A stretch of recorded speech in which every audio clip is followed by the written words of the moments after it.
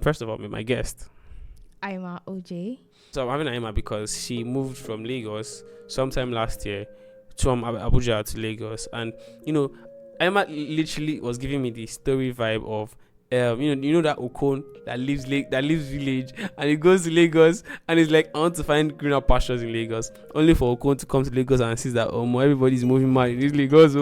And that was literally Aima's story. Mans texted me and I was like, yo, I have to catch my flight like this week or today. I want to surprise my co-workers. I'm going to be going to Lagos. I'm like, yo, let's link up, let's cool it. That's all of our stuff. Then only for me to text her 2 weeks after, she's like, bro, okay, well, if I think give us a story, you're like a good story. So why did you run from Lagos, from Abuja to Lagos and Lagos back? Yeah, I just got up and I was like, Lagos doesn't sound bad. Plus, all the Lagos folks have been pitching Lagos to me, especially he has pitched Lagos like he's young. Even someone will say, not pitch Lagos the way this guy is pitch Lagos to me. That's just the truth, okay?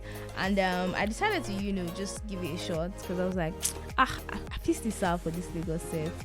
Since I postponed 7, so like.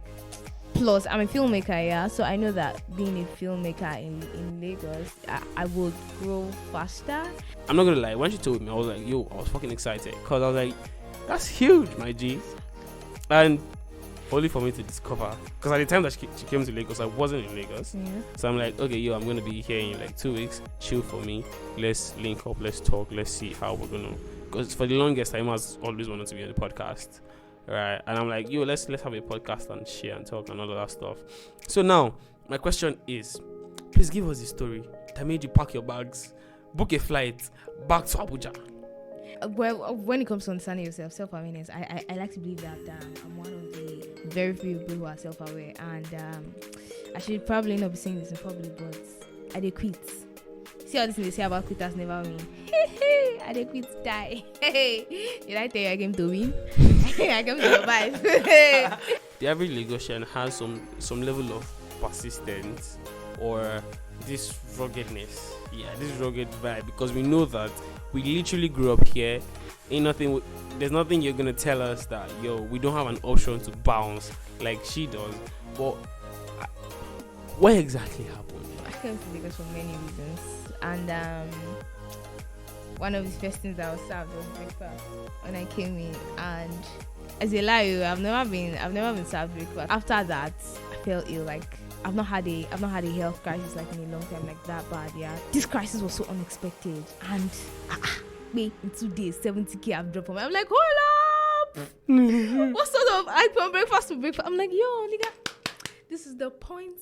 This is the point where I say goodbye to my enemies, because I am doing this with you. Well, technically, you came to Lagos for service because you were served breakfast. You know. First thing, like she said earlier on, the first thing that you could do to be able to work under pressure, or just handle pressure better, would be to understand yourself, be self-aware. Yes, self-awareness is key. Another thing would be to maybe create some sort of routine. I know routines can be boring, but the point of boring is because you know everything that wants to come. There is no surprises, and I'm shooting myself in the leg because I enjoy multitasking. I could literally, and it come back to haunt me, because I could literally be handling like four tasks together. And the thing about multitasking is, you get the job done, you finish it within the same time frame that was assigned to you. But the accuracy of the shit that you just did is gonna be terrible, like terrible. Sometimes, whenever a day is too good to be true, you look at it and like, bro, no, like no, like you just expect some sort of craziness like soon enough. I don't know if it's just me, anyways. But creating some line of defense. Say for example, now, you practically. I'm looking for real life scenarios that you relate to this. But the point of the real life, what's it called?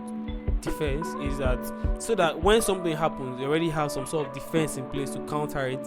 And if that one to breaks through the line of defense, at least it will slow it down a bit than ruining your day more.